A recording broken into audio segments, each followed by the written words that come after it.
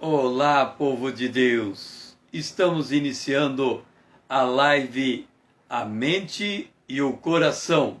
É a nossa live das 20 horas aqui nessa conta do Instagram. Estamos com vocês para transmitir os ensinos da Palavra de Deus, para que nós possamos nos habilitar a andar com Deus. Na live de ontem, nós tratamos do espírito, da alma e do corpo. Agora nós vamos falar do papel da mente e do papel do coração.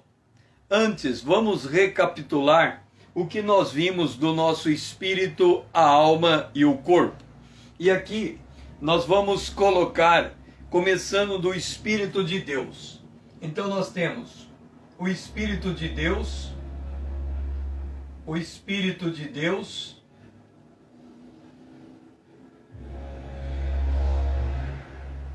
e em conexão com o Espírito de Deus, nós temos o espírito humano.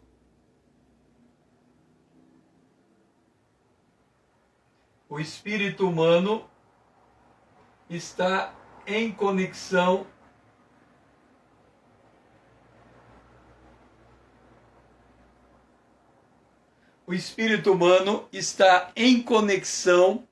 com o Espírito de Deus.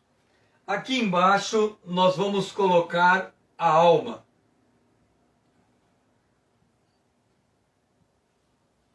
E aqui embaixo nós vamos colocar o corpo. Tanto o espírito humano quanto a alma é uma coisa imaterial. O corpo é uma coisa material, mas colocando na dimensão humana, eles estão altamente conectados. Quer dizer, aonde está o meu corpo, está a minha alma e está o meu espírito humano. Mas eles estão conectados. Quando eu mexo o meu corpo, mexe a minha alma, mexe o meu espírito humano. Eles estão conectados. Ok. Quando nós olhamos o aspecto da alma e o aspecto do corpo, nesta dimensão, alma e corpo, nós temos as coisas que são visíveis.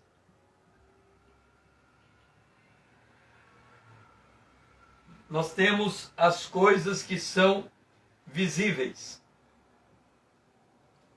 Quando nós olhamos a conexão entre o espírito humano e a alma, nós temos as coisas que são invisíveis. Invisíveis. Então nós temos aqui as coisas visíveis, que é o contato da alma com o corpo humano, e as coisas invisíveis, que é o contato da alma com o espírito humano. O espírito humano, se nós compararmos a alma e o espírito humano, poderíamos comparar com uma moeda, cara e coroa. A parte que se volta para Deus é o espírito humano. A parte que se volta para o mundo é a alma. Então, na conexão entre a alma e o espírito humano, nós temos a relação entre o espírito humano que se une com o Espírito de Deus e torna um com ele, que influencia a alma, que influencia o corpo. Seja bem-vinda, Vanessa. Vamos colocar, apenas para efeito didático, que a alma, o espírito humano, é aquilo que interfaceia com o Espírito de Deus. A alma é aquilo que interfaceia com o corpo. Então, entre o espírito e a alma, nós temos o coração. O coração. Quando nós olhamos para o nosso coração, ele é o centro vital do ser humano. Mas também o nosso coração, ele é altamente complexo. Então, quando nós olhamos para o nosso coração, nós estamos enxergando o nosso espírito humano no nosso coração, a nossa alma no nosso coração, e as interações do corpo também em nosso coração. Vamos voltar primeiro aqui no corpo. Quando nós olhamos o nosso corpo, ele tem dois aspectos importantes que nós vamos colocar aqui. O corpo, ele tem a junta, as juntas e a medula.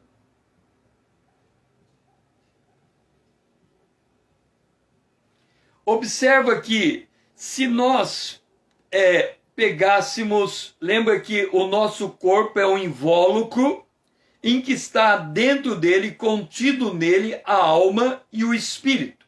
Então o nosso corpo, todo o nosso corpo humano, é como se fosse um invólucro, ele é um templo, ele pode ser visto como um tabernáculo. Quando nós andamos, nós estamos carregando conosco a nossa alma e o nosso espírito.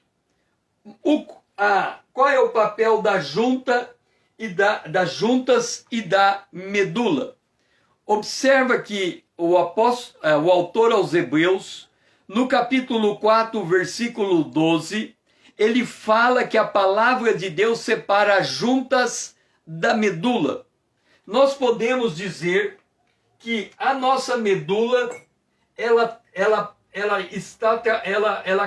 carrega dentro de si todo o nosso sistema nervoso.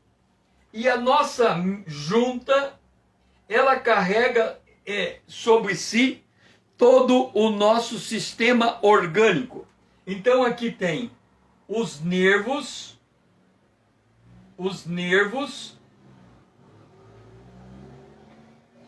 e aqui tem os órgãos. Por que nós estamos fazendo uma separação entre os nervos e os órgãos? Porque quando olhamos para Hebreus 4:12, e ele fala que a palavra separa a junta da medula, por exemplo, a nossa medula, se ela carrega o sistema nervoso, nós podemos ficar irritados porque o trânsito está parado. Então, essa irritação que estamos tendo, que está passando pela nossa medula, ela não é uma irritação que vem do corpo humano. Eu estou parado no trânsito, há um engarrafamento, e esse engarrafamento está me deixando nervoso, aflito, ou ansioso, ou preocupado. O fato é que um elemento externo está me afetando, então ele vai me afetando pelo meu sistema nervoso. Por outro lado, se eu estou com uma dor de rins, por exemplo, eu estou com pedra de rins, eu estou com uma dor no meu corpo, o meu sistema orgânico está me afetando. Mas eu sei que é a dor física que eu estou sentindo em um órgão meu, ele está mudando, irradiando. Mas chega num determinado ponto, se você está com algum mal-estar no seu corpo, que ele otimiza a irritação em relação ao ambiente. Ou, se você está com dor de cabeça, que é uma perturbação no seu sistema orgânico, você pode, por exemplo, ficar mais sensível ao calor do ambiente. Então, chega no momento que você não sabe se você está nervoso ou nervoso por causa da dor de cabeça ou porque está calor no ambiente. A palavra de Deus, ela separa, ela discerne uma da outra. Então, nós temos aqui o nosso corpo com os nossos nervos e os nossos órgãos retratando a parte do corpo. Quando nós olhamos o nosso coração, a parte de cima do nosso coração seria o espírito humano. A parte de baixo do nosso coração seria a alma humana. Apenas para efeito de entendimento. O coração, ele envolve tanto o que acontece no mundo, no espírito, quanto ele envolve o que acontece na alma, como também ele envolve o que acontece no corpo. Mas vamos destacar no quesito alma, no quesito coração, nós temos aqui na parte de cima a nossa consciência. A nossa consciência. A nossa consciência, ela é, ao mesmo tempo, um elemento do espírito, como também da alma. Ela é a conexão entre o espírito humano e entre a alma humana. Então a nossa consciência seria, vamos colocar, como a fronteira entre o espírito humano e a alma humana. Mas também temos aqui, vou destacar também, a intuição. A intuição também estaria na fronteira entre o nosso espírito humano e a nossa alma humana. Faz parte do coração, com um detalhe. Quando eu recebo uma intuição, eu recebo. Eu não tenho condição de dizer, eu quero receber agora uma intuição. Não vou receber. Ela vem num dado momento. Agora, eu posso ter uma boa consciência ou eu posso ter uma má consciência. Então, a consciência é um elemento governado por nós que faz a interface entre o espírito e a alma.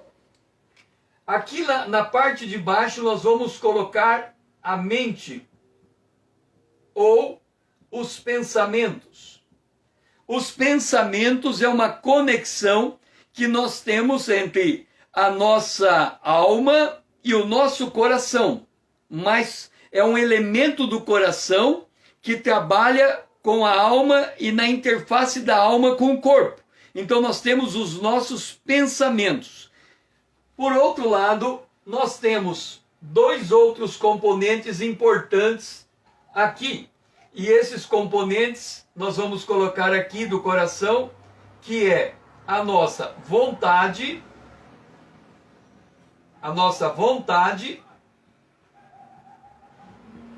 e as nossas emoções.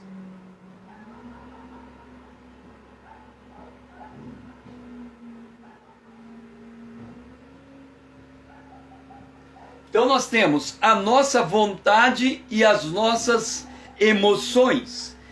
Tanto a nossa vontade quanto as nossas emoções, elas estão mais voltadas para o lado da alma do que para o lado do espírito. Então ela é um componente do coração. Então o que é o nosso coração? O nosso coração, ele é o centro de todas as atividades do nosso corpo.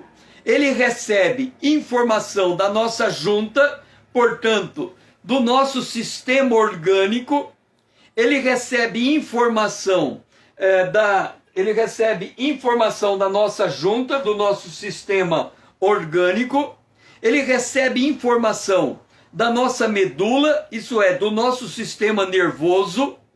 Ele recebe informação da nossa mente, dos nossos pensamentos. Ele recebe informação da nossa vontade, daquilo que a gente decide fazer.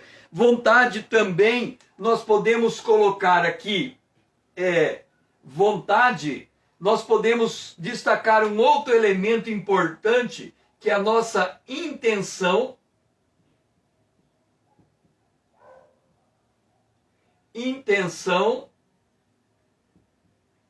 A nossa intenção, depois eu vou dizer qual a relação entre a intenção e o pensamento. Então nós temos aqui a vontade, a intenção, a emoção, a mente. Então vamos colocar aqui, vamos destacar na mente os nossos pensamentos.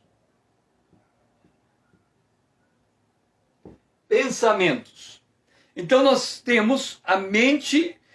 No quesito mente, os pensamentos, a vontade, a intenção são coisas características da mente humana, do ato de pensar, ok?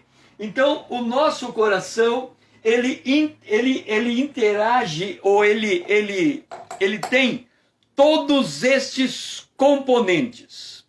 Ok. Agora, vamos entender uma coisa. Quando nós temos também que entender uma outra dimensão. Nós temos o homem natural e o homem espiritual. Então vamos colocar o homem natural, vamos colocar aqui embaixo, o homem natural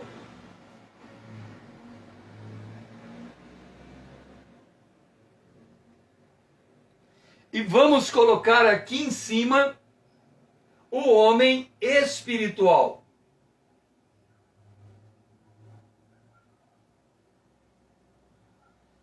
Qual é a diferença entre o homem natural e o homem espiritual? Toda a humanidade, toda pessoa nascida de uma mulher, ele é um homem natural. Ele nasce ele nasce naturalmente, ou seja, ele nasce destituído da glória de Deus. Todo homem nascido de mulher, ele nasce destituído da glória de Deus. Ele nasce da descendência de Abraão. Desculpe, ele nasce da descendência de Adão. Então toda a raça humana é uma raça adâmica, ou seja, veio de um mesmo ser. E por que é importante nós entendermos isto? Porque a raça humana que veio de Adão, ela nasce propensa à morte. Então, ela já nasce destinada à morte, porque a morte entrou no planeta Terra por meio de Adão e passou para toda a descendência de Adão. Então, quando nós falamos homem natural, nós estamos falando de um indivíduo que nasce, que cresce, que amadurece, envelhece e morre. E acabou. A Bíblia diz que depois da morte vem o juízo, mas a vida natural dele, ela está marcada pelo seu nascimento e a sua morte física. Feito isso, ele cumpriu a sua vida natural. Agora, a vida natural, ela tem uma consequência eterna. Ela vai ser julgada por Deus em relação à eternidade. Quer seja o salvo ou o perdido. O perdido será julgado para a perdição e o salvo será julgado para galardão. Então, os dois passam por um julgamento. Ok. O homem espiritual, o homem natural, ele é nascido de mulher. O homem espiritual, ele é nascido de Deus. Aí, de repente, Valéria, seja bem-vinda. Aí, de repente, você me pergunta, ora, o homem natural é nascido de mulher? O homem espiritual é nascido de Deus? Como assim? Jesus disse a Nicodemos, quem não nascer da água e do Espírito não pode entrar no reino dos céus. Entenda, quando Jesus disse nascer da água, a água no Antigo Testamento é um símbolo da palavra. A palavra de Deus é a água. Jesus disse, vocês já estão limpos pelas palavras que eu tenho dito a vocês. Então a palavra é água. E o papel do Espírito Santo? Nascer da água e do Espírito. Jesus disse que quando o Espírito vier, e ele veio no Pentecoste, ele convencerá o homem do pecado, da justiça e do juízo. Como é que o Espírito Santo convence o homem do pecado, da justiça e do juízo? Mediante a palavra, a água. O homem ouve a palavra de Deus, o Espírito Santo convence o homem que a palavra é a verdade. Vou ser mais preciso. O homem ouve a palavra de Cristo, o Espírito Santo convence o homem do pecado, da justiça e do juízo. Ele crê no seu coração, ele confessa com a sua boca e ali ele está justificado em Cristo Jesus. E uma vez justificado, ele agora ele é regenerado pelo Espírito Santo. E uma vez generado, ele agora é uma nova criatura. E uma vez nova criatura, as coisas velhas ficaram para trás. Há um corte na vida dele. Então, o homem é homem natural até ter uma experiência com Jesus Cristo. E quando ele entrega a sua vida a Jesus Cristo, ele se torna um homem espiritual. Ou seja, ele nasceu pela primeira vez da sua mãe, e aí ele nasce a segunda vez de Deus. Nós encontramos isso, esses dois nascimentos expresso em João capítulo 1, o versículo 12 e 13. Mas a todos quanto receberam Jesus, Deus deu-lhes o poder de se tornar filho de Deus, os quais não nasceram de acordo com a vontade do homem, nem da carne e nem do sangue, mas de Deus. Então, o nascimento da vontade da carne é o nascimento da mulher. O homem com a mulher gera o filho. O filho nasce naturalmente. Mas quando ele ouve a palavra de Deus, o Espírito de Deus convence ele e ele recebe Jesus como Salvador, ele nasce espiritualmente. Se temos o homem natural, nós temos o homem espiritual. E tudo que diz respeito ao homem natural se reflete no homem espiritual. O homem natural, ele tem coração. O homem espiritual também tem coração. Todavia, quando há um novo nascimento, há uma mudança. Por quê? A promessa de Deus em Ezequiel, capítulo 36, sobre o novo nascimento, diz assim: aspergirei água. Então vem a palavra, vamos ler em Ezequiel, capítulo 36, quando nós lemos no verso 25, diz assim: então aspergirei água pura sobre vós e ficareis purificados. Observa que primeiro opera a água. Aspergirei água e ficarei purificado de todas as imundícias e de todos os vossos ídolos vos purificarei. Então a água entra, o Espírito Santo convence o homem do pecado, da justiça e do juízo, e porque ele se deixou convencer, ele se arrepende. E quando ele se arrepende, diz o texto: dar-vos-ei coração novo, porei dentro de vós espírito novo, tirarei de vós o coração de pedra e vos darei o coração de carne. Então entenda, quando nós nascemos de novo, o coração de pedra é tirado e o coração de carne é colocado. Por que o coração de pedra é tirado e o coração de carne é colocado? Vamos ler Mateus capítulo 13. Mateus capítulo 13 diz assim a palavra do Senhor. Mateus capítulo 13, o versículo 15. Porque o coração deste povo está endurecido, ao coração de pedra, está endurecido, de mau grado ouviram com os ouvidos e fecharam os olhos, de modo para não suceder que veja com os olhos e ouça com o ouvido e entenda com o coração e se converta e sejam curados. Então, quem não conhece Jesus como Salvador, ele tem coração de pedra. Quem conhece Jesus como Salvador, ele tem coração de carne. Qual é a diferença? O coração de pedra, por sua natureza, ele é insensível. O coração de carne, por sua natureza, ele sofre a dor. A pedra não sofre a dor. O coração de carne sofre. Se você der um beliscão em você, você vai sentir dor na tua carne. Se você furar a sua carne com alfinete, você vai sentir dor na sua carne. Ou seja, a carne sente dor. O coração de carne é um coração sensível. Por que é que Deus entrega ao homem um coração de carne?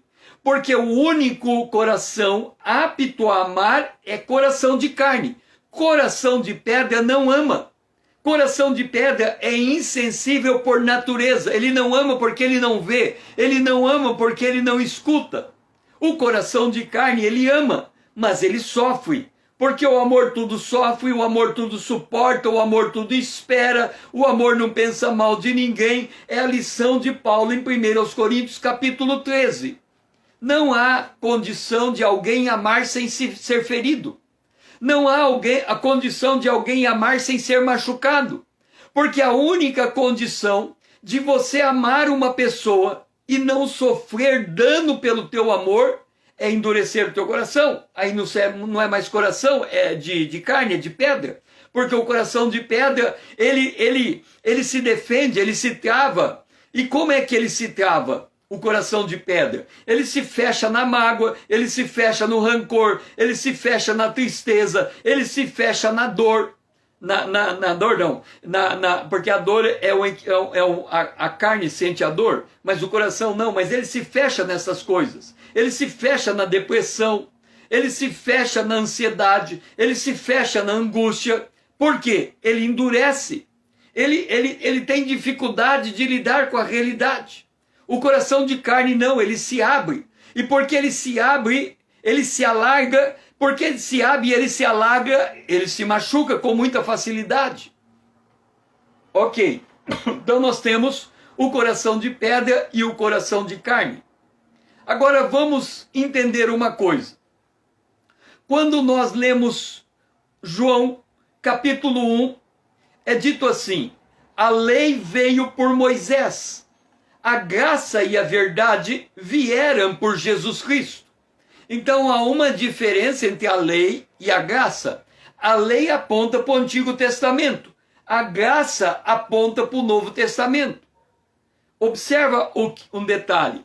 Como é que a lei veio no Antigo Testamento? A lei veio no Antigo Testamento porque nós lemos em Êxodo capítulo 24, então o Senhor disse a Moisés, sobe a mim ao monte, verso 12, e fica lá, e dar-te-ei tábuas de pedras, e a lei, e os mandamentos que escrevi, para os ensinares. Então o que acontece no Monte Sinai? Moisés sobe na presença de Deus, levando 2 tábuas de pedra, e a Bíblia diz que Deus, com o seu dedo, escreveu nas 2 tábuas 10 mandamentos. Agora vem a pergunta: por que é que Deus mandou Moisés pegar pedra para na pedra escrever a lei? É porque o coração do homem natural é um coração de pedra. Observa. O coração do homem natural é um coração de pedra. Por isso que Deus escreve a lei na pedra. Agora observa, como é que funciona o homem natural? O homem natural, nós temos 2 homens, 2 tipos de homem na humanidade, à luz da Bíblia, à luz do Antigo Testamento. Os judeus e os gentios. Os judeus fazem parte do povo que recebeu a lei no Monte Sinai. Então, o judeu conhece a lei e ele vive de acordo com a lei. O povo judeu vive de acordo com a lei, porque ele conhece a lei. E o gentio, que não é judeu? O apóstolo Paulo, escrevendo aos romanos, no capítulo de número 2, ele diz que Deus gravou no coração do homem natural a sua lei. Vamos ler o que está escrito em Romanos, capítulo 2, Romanos capítulo 2, versículo 25. Aliás, capítulo 2, deixe-me ver. Se aquele que é incircunciso por natureza cumpre a lei, certamente ele te julgará a ti, não obstante a letra e a circuncisão. És transgressor da lei. E ele vai dizer aqui, deixe-me ver,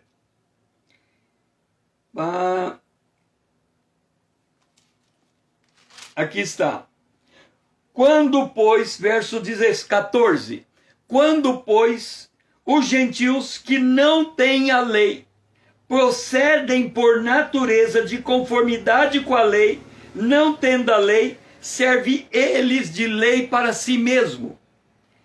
Estes gentios mostram a norma da lei gravada onde? No seu coração, testemunhando também a consciência e os seus pensamentos, mutuamente acusando-se ou defendendo-se. O que Paulo está dizendo? O homem natural tem a lei gravada no coração. E esta lei que ele estabelece no seu coração declara para ele o que é certo e o que é errado. E de acordo com aquilo que é certo e daquilo que é errado, ele decide o seu comportamento.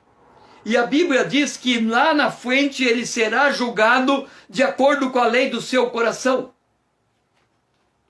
Agora eu quero contar uma história para você. Lembra que eu falei que Moisés subiu no monte e lá no monte ele recebeu a lei em tábua de pedra, que são os 10 mandamentos? Vamos ler agora o retorno de Moisés. Quando desceu Moisés do monte, isso está em Êxodo capítulo 34, verso 29. Quando desceu Moisés do monte Sinai, tendo na mão as 2 pedras do testemunho, lembra que o que ele estava na mão era a representação do coração. O coração é de pedra, ele está com 2 pedras. A lei de Deus está gravada na pedra que ele tem na mão. A lei de Deus foi gravada na pedra do coração. Quando desceu do monte, não sabia Moisés que a pele do seu rosto resplandecia, depois de ter Deus falado com ele. Quando Moisés subiu no monte, a glória de Deus desceu. E o monte ficou iluminado com a glória de Deus. Quando Moisés desceu do monte, a glória de Deus fazia o rosto dele brilhar. É como se o rosto dele tivesse se transformado numa tocha humana. Olhando Arão e todos os filhos de Arão para Moisés, eis que resplandecia a pele do seu rosto, e temeram chegar-se a ele. Então Moisés o chamou, porque ele estava com medo. Imagina você olhar para um homem com o rosto brilhando, brilhando, brilhando, luz muito forte. Você sai correndo, você assusta com aquilo. E Moisés lhes falou. Depois vieram também todos os filhos de Israel, aos quais ordenou Moisés tudo que o Senhor lhe falara lá no monte Sinai. Tendo Moisés acabado de falar com eles, olha agora, olha o que Moisés fez. O rosto de Moisés está brilhando. E o povo fala com Moisés. Tendo Moisés acabado de falar, ele pôs um véu no rosto. Porém, vindo Moisés perante o Senhor para falar, ele retirava o véu. Até sair, e saindo, dizia aos filhos de Israel tudo o que ele tinha ordenado. Assim, pois, viam os filhos de Israel o rosto de Moisés. Viam que a pele do seu rosto resplandecia. Porém, Moisés cobria de novo o rosto com o véu, até voltar a entrar e falar com Deus. Por que nós estamos contando a história do véu no rosto de Moisés? Porque lá em 2 aos Coríntios, no capítulo 3, Paulo vai retomar essa história e vai dizer: tendo, pois, tal esperança, servimos-nos de muita ousadia no falar, e não somos como Moisés, que punha um véu sobre a face, para que os filhos de Israel não atentassem na terminação do que se desvanecia. Mas o sentido deles se embotara, pois até o dia de hoje, quando fazem a leitura da antiga aliança, o véu permanece, não sendo revelado que em Cristo o véu foi removido. Mas até hoje, quando é lido Moisés, o véu está posto sobre o coração deles. Deixa eu explicar o que está acontecendo aqui. Os 10 mandamentos e a lei de Deus, ok? Aí a lei de Deus diz que você não pode falar falso testemunho, ponto. A lei diz, não fale falso testemunho, ou seja, não fale mal de ninguém, sem ter prova de que aquilo é verdadeiro. Não cometa um perjúrio, ponto. Aí alguém olha para uma pessoa fazendo alguma coisa e sai contando para todo mundo que ele pensa que viu. Contou. Só que depois ele descobre que aquilo que ele pensou daquela pessoa não era aquilo que ela estava fazendo. Era outra coisa. Então ele deu um falso testemunho daquela pessoa. Agora ele tem 2 caminhos. O primeiro caminho, ele esquece o que ele falou. O segundo caminho, ele vai lá e pede perdão. O que ele pode fazer? De tanto ele falar mal do outro, ele acaba desistindo de pedir perdão, porque é a natureza dele. Ele olha e fala, falou, passa. Acontece que a lei de Deus é lei de Deus. Tiago, ensinando os 10 mandamentos, ele diz assim: se você pecar em um mandamento, você pecou em todos. Já está condenado. O salário do pecado é a morte, e Deus não pode abrir mão da justiça. Então, é impossível o homem natural obedecer à lei de Deus. Por quê? Se ele quiser agradar a Deus mediante essa obediência, ele não pode jamais cometer um único pecado que seja. Porque se ele cometer um pecado, por menor que seja, ele está condenado à morte. Na verdade, levando em conta que Adão pecou, e porque ele pecou, a morte entrou no mundo, como todo nascido de mulher um dia vai morrer fisicamente, logo todos já estão contaminados pelo pecado. Mas acontece que a nossa justiça própria não aceita que a gente é pecador, porque se eu aceitar que eu sou pecador, eu tenho que aceitar que o salário do pecado é a morte, que quando acabar a minha vida eu vou morrer. Agora, eu falei que essa live é a live da mente e do coração. Observa que a mente é uma porta do coração. A mente é a porta mais importante do coração. Então aquilo que eu penso vai afetar o modo como eu vivo. Segundo aquilo que eu penso, é o modo como eu vivo. Ok? Então, eu regulo a qualidade da minha vida pela minha mente, por meus pensamentos. Então vamos lá. Por que eu estou contando a história de Moisés? Porque é meu pensamento que vai abrir os meus olhos para a verdade. Porque a Bíblia diz que o coração endurecido faz os ouvidos ficarem surdos e os olhos ficarem cegos, surdos e cegos. Mas quando eu ouço a palavra de Deus e ela começa a trabalhar no meu pensamento, está havendo uma renovação. E quando o Espírito de Deus usa a palavra de Deus na minha mente para eu entender a verdade, Então eu me convenço do pecado. Então, de novo, tem muita gente que diz assim: eu sou pecador. Todo mundo é pecador. Ok, é verdade. Todo mundo é pecador. Nasceu de mulher é pecador. Nasceu de mulher, vai morrer, ele é pecador. Mas a pessoa diz assim: não, todo mundo é pecador. Aí você pergunta para ele: por que você diz que todo mundo é pecador?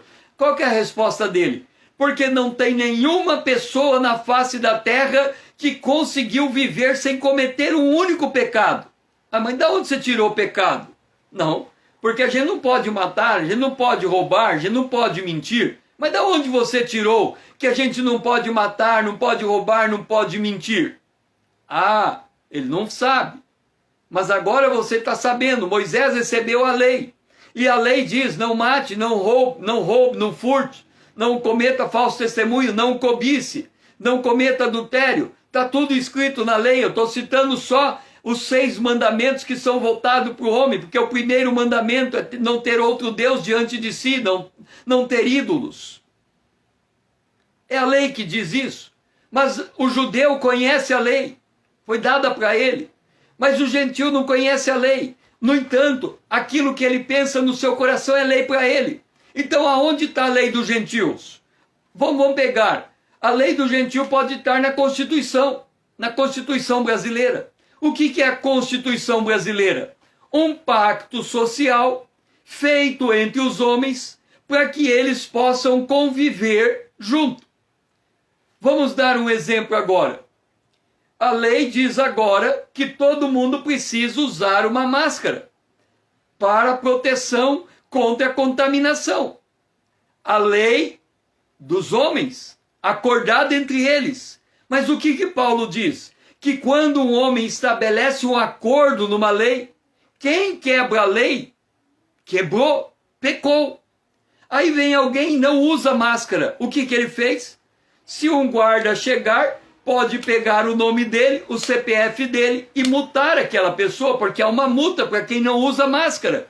Mas ele não usou, ele pecou, ele quebrou a lei dos homens. Mas a Bíblia diz: se você vive de acordo com a lei dos homens e você quebra, você mostra a tendência do teu coração. O que é o coração? Ouvido fechado, olhos fechados. Então ele ignora a lei, ele vive do jeito que ele quer.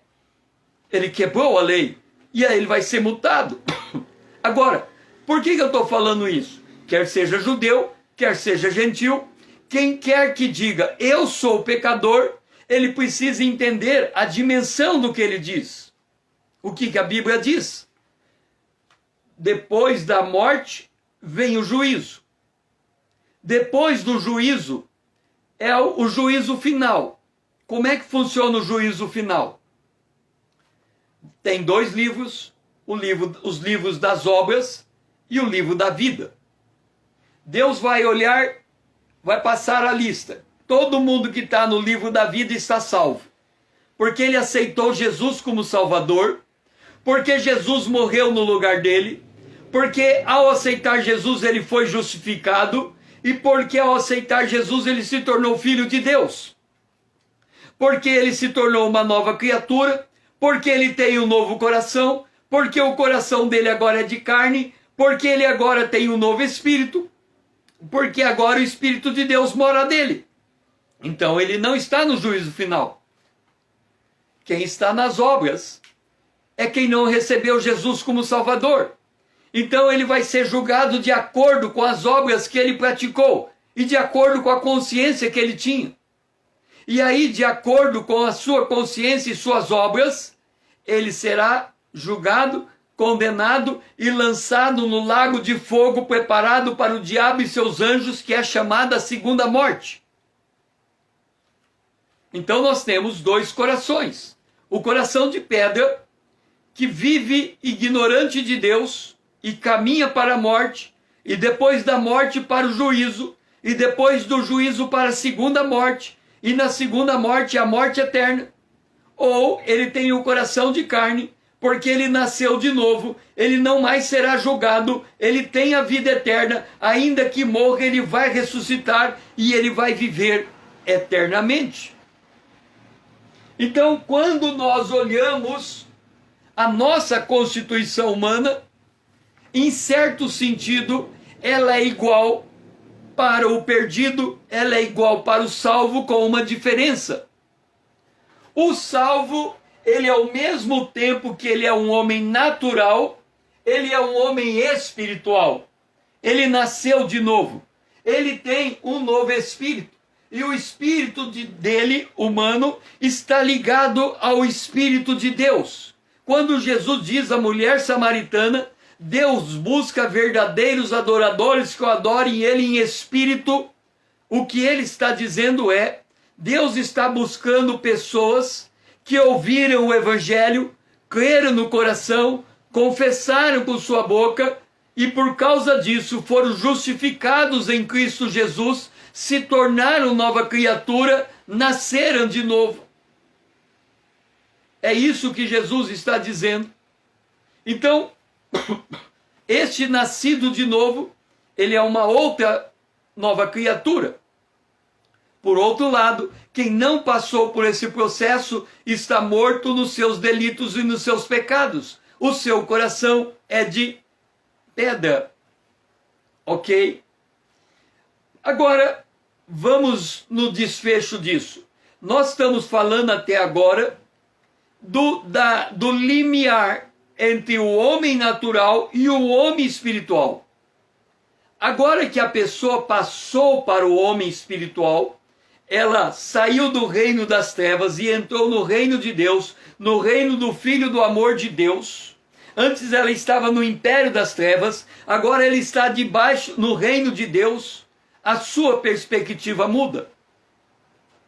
Lembra que o homem é formado de espírito, alma e corpo. Lembra que a alma, quando ela se liga com o corpo, ela está voltada para o mundo visível.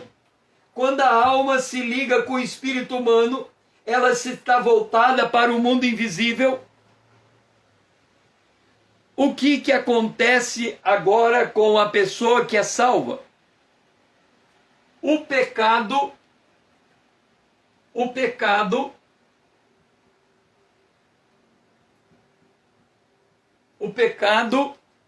foi pago por Jesus na cruz. Ela foi liberta. Jesus é aquele que tira o pecado do mundo. Jesus tirou o pecado dela. O que ficou no lugar do pecado? A carne.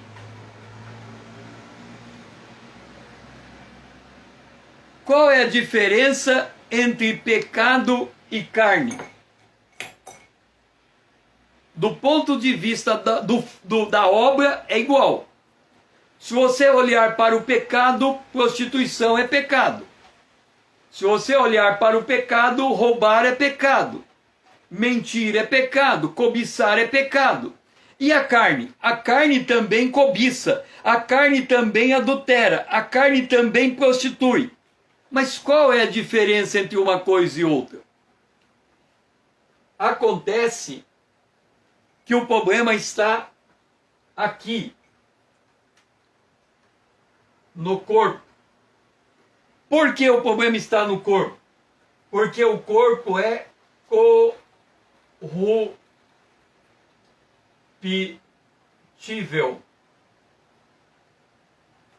O corpo é corruptível. Por que o corpo é corruptível? Porque o corpo humano, ele tende ao pó. Ele nasce, ele cresce, ele desenvolve, ele envelhece e ele morre. Então o corpo é corruptível. Uma enfermidade abate o corpo. Agora, o que é carne? É quando o abatimento do corpo leva o homem a agir de forma natural e não espiritual. O que significa isso? Exemplo, Jesus disse, se alguém bater numa face, oferece a outra. Essa é uma atitude espiritual. Bateu, deixa bater de novo. Atitude espiritual. Por que Jesus disse se alguém bater, oferece a outra? Porque Jesus disse: ame o teu inimigo, ore por quem te persegue. Ora, o teu inimigo vai fazer o que com você? Ele vai te bater. Se você é um homem espiritual, você não vai responder o mal com o bem, com o mal. O que é responder o mal com o mal? Ele bate em você, você bate nele. Responde o mal com o mal. No entanto, ele bate em você e você oferece a outra face para ele. Você está respondendo o mal com o bem. Por que a gente não responde o mal com o bem naturalmente? Porque o homem natural tem o coração endurecido. O coração é de pedra. Então, bateu, levou, olho por olho, dente por dente. É assim que funciona o homem natural. É o que está acontecendo hoje no trânsito, por exemplo. 2 carros batem. Um indivíduo sai e vai reclamar com o outro. E quando a gente menos espera, estão os 2 brigando entre eles. E muitas vezes até um deles morre. Por que essa revolta? Porque a carne bateu, levou, coração de pedra. Agora, se eu sou transformado em uma nova criatura, o meu coração não é mais de pedra. O meu coração é de carne. Então o meu coração sofre, ele sofre o tapa. Ele sofre a afronta. Ele sofre, por quê? Porque ele já entregou a sua vida a Jesus Cristo. E quem vive no lugar dele é Jesus. Mudou a maneira de ser. Mas acontece que quando a gente recebe Jesus como Salvador, muitos de nós passamos uma vida inteira aprendendo a reagir de acordo com a carne, de acordo com a maneira do mundo fazer as coisas. E aí, mesmo tendo nascido de novo, mesmo sendo justificado, mesmo sendo uma nova criatura, mesmo tendo um coração de carne, quando a pessoa menos percebe, ela fica irada, ela se revolta, ela bateu, levou, ela se vinga. Por que ela faz isso? Porque a sua mente está raciocinando de acordo com o mundo natural. Nós temos que aprender a raciocinar de acordo com o mundo espiritual. Isso significa um processo de renovação da mente. Então, qual é a condição do crente hoje? Ele tem o corpo, ele tem a alma e ele tem o espírito. Qual é o propósito da vida dele hoje? O espírito dele estar conectado com o Espírito de Deus e andar na liderança do Espírito de Deus, de forma que a alma se submete ao Espírito e faz com que o corpo seja disciplinado. Percebe a diferença? Agora, se eu não exerço disciplina sobre o meu corpo, então eu estou vivendo na carne. Então quem comanda é a minha carne. E aí, quando nós lemos em Gálatas, no capítulo 5, no versículo de número 22, 19 em diante, diz: as obras da carne, ele vai citar, as obras da carne são conhecidas: prostituição, impureza, lascívia, idolatria, e aí ele cita as demais. Mas ele fala, o fruto do Espírito é conhecido: amor, alegria, paz, e cita os demais. O que é que acontece então conosco? Ou nós somos governados pelo nosso espírito humano, que está ligado com o Espírito de Deus, e fazendo fluir a vida de Deus dentro de nós. Ou nós estamos ligados à nossa carne, à nossa natureza corrupta, e aí As coisas que fazemos são aquelas que desagradam a Deus, porque são obras da carne, e aí ele cita que as obras da carne são idolatria, feitiçaria e inimizade. Agora, o apóstolo Paulo, ele diz o seguinte: Moisés, ele tinha lei no coração dele, e a lei dizia, não minta. E aí ele não mentia, mas de vez em quando escapava uma mentira. Aí você ia cobrar de Moisés aquela mentira. O que tinha Moisés na frente dele? Um véu. Eu não minto. Não, mentir não. Você nunca me viu mentindo. Eu fazer isso? Não, de jeito nenhum. Eu fiz isso por causa disso, por causa disso, por causa daquilo. Você está enganado comigo. Ele está pondo o véu para cobrir o seu pecado. Então ele está criando o que a Bíblia chama de justiça própria. Ele está se fazendo um homem que ele não é. Então quem anda de acordo com a carne, ele anda com um véu em cima dele, para não mostrar para os outros que ele não tem o brilho da glória de Deus. Que não brilhe a glória de Deus nele. Mas quem anda liderado pelo Espírito, ele tira o véu. O que é tirar o véu? A pessoa chega para ele e fala, você mentiu. Ele fala, de fato eu menti, estou arrependido, me perdoa. Você pecou, de fato pequei. Eu vou mudar a minha atitude, me perdoa. Mas quando ele termina de pedir perdão para o homem, ele se volta para Deus e diz, Deus, cria em mim um coração novo e um espírito reto. Me transforma na imagem do teu filho. Porque eu não posso continuar vivendo, sendo filho de Deus, e agindo com uma atitude que não é a atitude digna de um filho de Deus. Muda o meu comportamento, Senhor.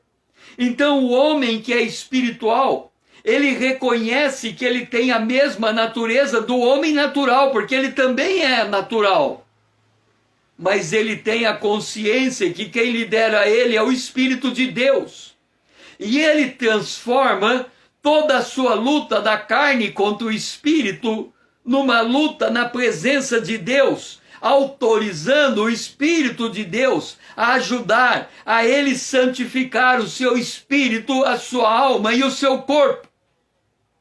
Então o homem de Deus, ele é também um homem natural. Ele está sujeito às obras da carne, mas ele rapidamente procura reconhecer que as obras da carne estão querendo dominar o seu ser, e ele muda a inclinação, e ele se volta para Deus, e ele vive transparente na presença de Deus. Ele não coloca véu, e quando ele chega diante de Deus, ele conta a verdade a seu respeito.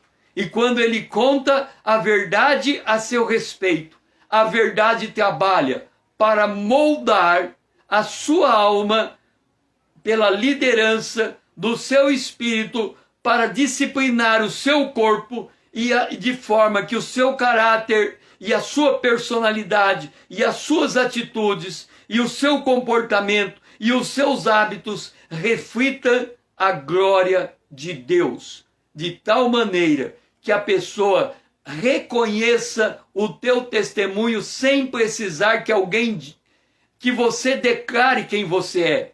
A pessoa percebe a tua sinceridade, como você vive na presença de Deus. Então, a nossa mente é o mecanismo em que a palavra de Deus entra dentro de nós, para mudar a nossa antiga forma de pensar. E quando a nossa mente é mudada, renovada pela palavra de Deus, nós temos a condição de sermos transformados pelo poder de Deus. É por isso que a frase que eu tenho é essa: conhecendo a palavra para sermos transformados pelo poder de Deus na imagem de Cristo. que esta live tenha lhe aberto o entendimento para você conhecer a palavra, a fim de que esta palavra mude a sua maneira de pensar a respeito de você mesmo, e você possa ser transformado pelo poder de Deus na imagem de Cristo, de forma que você não precisa de um véu para viver, você é transparente, e quem anda com você consegue reconhecer em você um homem, uma mulher de Deus. Que o Senhor seja louvado, foi muito bom ter você junto comigo. Venha para essa conta do Instagram, seja meu seguidor, para que nós possamos andar juntos aprendendo da palavra de Deus e compartilhar a nossa fé mútua. E que você possa mandar esse aviãozinho com esse vídeo para que essa mensagem possa chegar mais longe. Eu preciso da sua ajuda nesse sentido. Que o Senhor seja louvado e eu possa voltar aqui amanhã às 20 horas. E esteja atento no Instagram, que eu em qualquer momento estarei anunciando a temática do dia de amanhã. Às 20 horas em ponto. Amanhã, às 6 horas em ponto, nós temos a nossa última manhã com Deus desta semana. Que o Senhor seja louvado e lhe abençoe ricamente. Foi muito bom ter você junto comigo.